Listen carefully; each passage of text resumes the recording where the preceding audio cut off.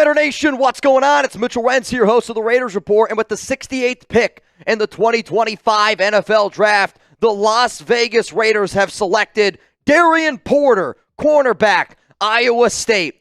This is the exact corner that Pete Carroll is always targeting. And quite frankly, if you like to play Madden, I think Darien Porter is the cornerback that a lot of people would create on Madden. He is 6'2", 195 pounds, a former wide receiver that is just an absolute freak of an athlete. His length is so long that he's actually a little bit closer to somebody that is 6'4", if you want to talk about wingspan. 18 tackles, 3 interceptions last year, 5 PBUs. Teams literally did not throw his way. Last year at Iowa State, in an entire season overall, he was targeted, listen to this, 17 times. The fact that he was targeted only 17 times, gave up 5 catches, that is a 29.4% completion percentage against, 70 yards, 0 touchdowns. Teams were afraid to throw his way because when teams threw his way, he ended up a lot more times than not coming down with the football. Tom has a note on him that says that this guy could easily go in round 2 based on upside. He is already 24 years old, but one of the most unique prospects in this year's class. Why? He's older, 6 years of college football. He was a wide receiver that turned corner, and I think he turned cornerback because of how athletic that he was. I want you to look at these testing numbers. 4.3, 40-yard dash. This is a player right now, Al Davis is looking down and he's smiling because this is an Al Davis type of pick. If anybody is familiar with RAS score, it involves RAS, overall athletic ability. The highest RAS score that you can get is a 10.0. For Darien Porter, he scored a 9.99. That is how athletic of a player that we are getting. One of the comps that I have seen out there, Tariq Woolen. Tariq Woolen was also drafted by Pete Carroll from the Seattle Seahawks, a cornerback from UTSA. Tom has notes in here, says that he's a little bit better in zone than man, could get better though in press man. Though, listen to this, 970 special team snaps, okay? 18 tackles, 4 blocked punts, 1 blocked field goal. That is really impressive to me. Incredible athlete. Overall, the size and the length, wide receiver background. Tom does say that he thinks that this could be a little bit of a boomer bust pick. He does have a high, it looks like 5 missed tackles, which is a 20.8 percentage, a career rate of a 19.6 missed tackle rate. Tight in the hips, but did not test like that. He was tight in the hips. Needs some work, but if Tom literally has a note here, it says, if you believe in your coaching staff to develop corners, Darien Porter has some of the highest upside in this year's class. According to Dane Brugler, this is what he had to say. A unique prospect that requires heavy projection because of his meager experience, but he has the rare combination of physical traits, promising ball skills to develop into an NFL starting corner with rare size, speed, and wide receiver background. Tariq Woolen is the natural NFL comp for Darien Porter. So right now when you're looking at this Raiders cornerback room, you look at Eric Stokes, you look at Jacorian Bennett, and I think it's going to be the Eric Stokes, Jacorian Bennett. You put Jacorian on one side, and I really do think that Darien Porter and Stokes are going to be able to go out there and they're going to compete. But if there is one common outline that I see in a lot of these cornerbacks, DeCamerion Richardson, long, lanky, super athletic. Eric Stokes, athletic. Jacorian Bennett, long, lanky, super athletic.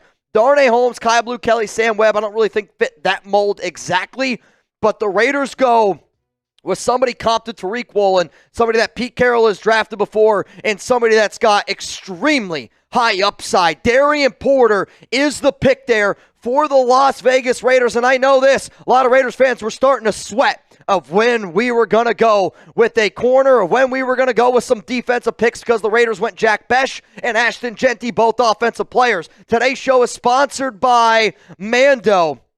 And Mando starter pack is perfect for new customers. It comes with a solid stick deodorant, cream tube deodorant, 2 free products of your choice like mini body wash and deodorant wipes, and free shipping. As a special offer for our listeners, new customers get $5 off a starter pack with our exclusive code. That equates to over 40% off your starter pack. Use code chat at shopmando.com. That's shopmando.com. Please support our show and tell them that we sent you. Smell fresher, stay drier, boost your confidence from head to toe with Mando. Mando also controls body odor for 72 hours. It's clinically proven. Clinically proven to control odor better than a shower with soap alone. 12 hours after a shower, the average man's Grundle odor was a 5 out of 10. With Mando, the average Grundle odor level was a 0 out of 10. I like using Mando because I sweat literally all the time, and because it's a full body deodorant, I can take it with me on the go. Whether it's your feet, your belly button, your butt crack, your back, your pits, your package, your grundle, your balls, you guys all know it. Mando, I absolutely love it. Use code chat at shopmando.com.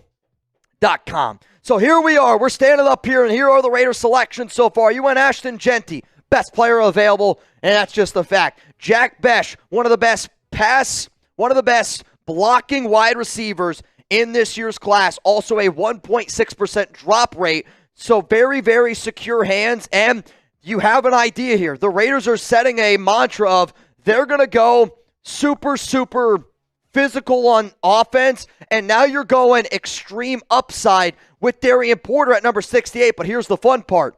We still have 2 more picks in the 3rd round. The first trade that the Raiders ended up making was with the Miami Dolphins. You swapped 37 and 143 for 48, 98, 135. So then the Raiders took 48.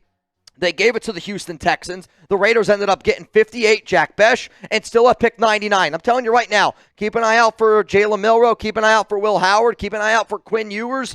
We'll even see. I mean, Shedeur Sanders continues to slide in this year's draft. But if I'm sitting up here and I'm going, we still have a lot of needs. Like, I still think that we could be looking at, maybe an Xavier Watts type of free safety, from Notre Dame. I think linebacker, still a need for this football team. Safety, still a need for this football team.